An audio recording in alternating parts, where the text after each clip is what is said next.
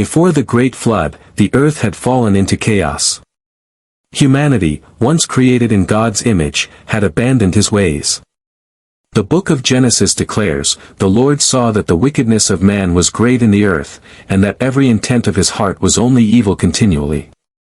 Genesis 6 verse 5. What began as a paradise had become a kingdom of cruelty. Men glorified power, worshipped violence, and turned their hearts from the Creator. In that shadowed age arose a strange and terrifying race, the Nephilim, called giants, mighty men of old, and heroes of renown.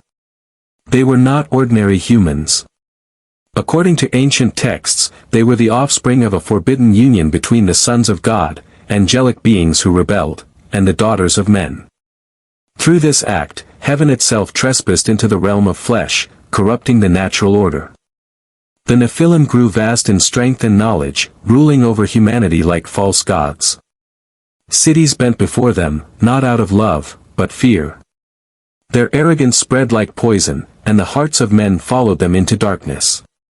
The world drowned in violence long before the waters ever came. Every corner of the earth was tainted, every thought, every heart, every living thing. The image of God within humanity had become distorted. Creation groaned under the weight of evil. And as heaven beheld the ruin below, sorrow filled the heart of the Almighty. God, who is patient and slow to anger, watched as his creation destroyed itself. Justice, long restrained by mercy, could no longer wait. The flood was not born out of hatred, but out of grief, a divine act of cleansing, to wash away corruption and give humanity one last chance to begin again. The mystery of the Nephilim begins with an act of rebellion that shook both heaven and earth. The scriptures say, "The sons of God saw that the daughters of men were beautiful, and they took them as wives." Genesis 6 verse 2. These sons of God are believed by many to be fallen angels, celestial beings who once served in the divine council but turned away from their Creator. Drawn by the beauty of mortal women, they crossed a sacred boundary, a boundary never meant to be broken. Their descent to earth was not a gesture of love, but of lust and pride. In their defiance, they corrupted the order of creation. From these unholy unions were born beings unlike any others, hybrids of spirit and flesh, power and corruption. The Nephilim were not simply large or strong, they were creatures of unnatural origin, embodying rebellion in their very blood. They became kings, warriors, and tyrants, bending nations to their will. Ancient traditions outside the Bible, like the Book of Enoch, describe these angels teaching humanity forbidden arts, warfare, sorcery, astrology, and the crafting of weapons. Knowledge that once belonged to the heavens was twisted into tools of violence and sin. What began as curiosity became idolatry. Humanity started to worship these fallen beings as gods, forgetting the one true God who breathed life into them. The presence of the Nephilim accelerated human corruption. Their reign filled the earth with fear and bloodshed, silencing the cries of the righteous. The world became a theater of chaos, where strength replaced justice, and pride replaced holiness. Even nature itself seemed to bend under the weight of their sin. And so, the divine balance was shattered. What was meant to be pure had become defiled. Heaven looked down upon a world no longer ruled by the image of God, but by a counterfeit power born of rebellion. In this growing darkness, the stage was set for divine judgment, the great flood that would cleanse the earth of both men and the monsters they had become. As the Nephilim spread across the land, the world itself began to rot from within. The corruption that had started with disobedience now infected every corner of creation. What God had declared good in the beginning was now defiled by violence, arrogance, and the worship of false powers. Scripture says, "The earth was corrupt before God, and the earth was filled with violence." Genesis 6 verse 11. Humanity had fallen so far that the very ground seemed to groan beneath the weight of its sin. It was no longer only man's heart that was tainted, all living things had become part of this moral decay. The Nephilim's influence extended beyond humanity, twisting nature's balance, breeding chaos into life itself. Ancient traditions suggest that even animals and creation bore the marks of this corruption. The world was no longer a reflection of heaven, but a distorted mirror of rebellion. The people no longer sought righteousness or mercy. They bowed to the powerful, praised cruelty, and glorified blood.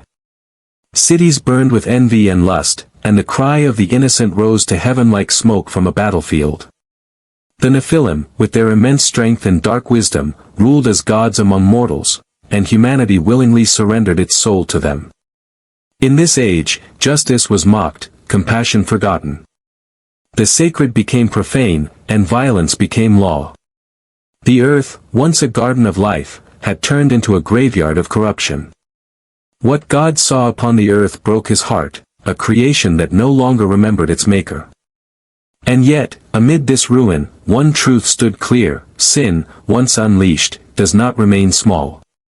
It spreads, it mutates, it consumes. The corruption that began with a single act of defiance had now consumed the entire world. And the God of justice, slow to anger but perfect in righteousness, knew that to save creation, he must first cleanse it. When the measure of wickedness had overflowed, the patience of God reached its divine limit. The world he had formed in beauty was now drowned in blood and corruption. And so, the Lord spoke a judgment that would shake creation itself: "I will wipe from the face of the earth the human race I have created." Genesis 6 verse 7. Yet even in his wrath, his mercy was not silent. For among the chaos, there was one man who still walked with God, Noah, a symbol of righteousness in a generation of decay. The great flood was not a random disaster, it was a deliberate act of cleansing. The waters were sent to wash away the stain of sin, to erase the perversion that had defiled heaven's design. The flood was both a sentence and a new beginning, a divine reset to preserve what was pure. For though judgment fell, grace was hidden within it, carried in the wooden ark that drifted above the chaos. The ark itself became a symbol of salvation, built in obedience, sealed with faith, and guided by the unseen hand of God. As rain poured for 40 days and nights, the cries of a fallen world were silenced beneath the rising waters. Kingdoms vanished, giants perished, and every stronghold of rebellion was swept away. The Nephilim, the tyrants, the corrupt, all were erased, leaving only the sound of rain and the heartbeat of redemption. Yet the flood was more than destruction. It was a baptism of the earth, a moment when creation was submerged in divine sorrow and raised again to life. The rainbow that followed would stand as a covenant, a promise that never again would the world be destroyed in such a way. But behind that promise lingered a warning: sin would rise again, and mankind would once more be tested. The flood was not the end of evil, it was the beginning of a story, the story of redemption, where judgment and mercy meet in the heart of God. The destruction of the Nephilim was not an act of cruelty, it was an act of preservation. To understand God's decision, we must look beyond the surface of the flood. The Nephilim were not merely giants in stature, they were symbols of contamination, a distortion of the divine image. Through their unnatural lineage, sin had gained flesh, spreading through generations like a living curse. If left unchecked, the corruption would have consumed all humanity, leaving no room for redemption. The plan of salvation, the promise of a future Messiah, depended on the preservation of a pure human line. From the descendants of Adam would one day come the Redeemer, who would crush evil once and for all. But if the Nephilim's bloodline had dominated the earth, that divine promise could never have been fulfilled. In this light, the flood was not only judgment but also protection, a shield for the sacred lineage that would eventually lead to Christ. The Nephilim represented more than physical might, they embodied spiritual rebellion. They sought to replace God's authority with their own, to rule as false gods over creation. Their arrogance infected the hearts of men, teaching them to worship power instead of holiness, flesh instead of spirit. To allow their existence to continue would have been to let darkness reign over light forever. Thus, the flood became a divine act of surgery, removing the disease to save the body. Every drop of water carried both wrath and mercy, for through the destruction of evil came the preservation of good. Noah's Ark, adrift on the endless sea, was more than a vessel of survival, it was the cradle of a new covenant between God and man. In destroying the Nephilim, God did not abandon humanity, he rescued it. From the ruins of a fallen world, he began again, planting the seed of hope that would one day bloom on Calvary. The giants fell, but grace endured. And in their downfall, the world was given another chance to remember its Creator. The story of the Nephilim and the Great Flood is not merely a tale of ancient judgment, it is a mirror held up to every generation. It reminds us that there comes a moment when God says, "Enough." For centuries, his patience endures the sin, pride, and rebellion of humanity. But when corruption consumes all goodness, when mercy is mocked and justice forgotten, divine intervention becomes inevitable. The flood was not born from divine rage alone, but from divine sorrow. It was the grief of a creator watching his creation destroy itself. In his heart, justice and mercy wrestled, and both were satisfied when the waters fell. Judgment cleansed the world, and mercy preserved a remnant. Noah's obedience became the bridge between a ruined past and a renewed future. Through him, God showed that even when the world collapses under sin, a single life of faith can still move the heart of heaven. This story speaks not only of the past but of the soul.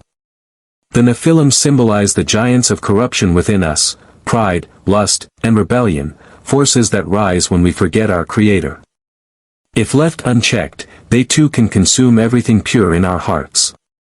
But just as God sent the waters to cleanse the earth, he now sends grace to cleanse our souls. Every generation stands at its own flood.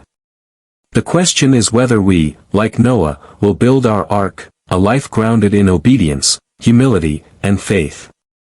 God's warning is never without hope, his judgment is never without redemption. The same God who once said, "Enough," to a world drowning in evil now says, "Come," to all who seek refuge in him. The tale of the Nephilim ends in destruction, but the story of mankind does not. For beyond the storm, beyond the rainbow, stands the promise that grace will always rise higher than the flood.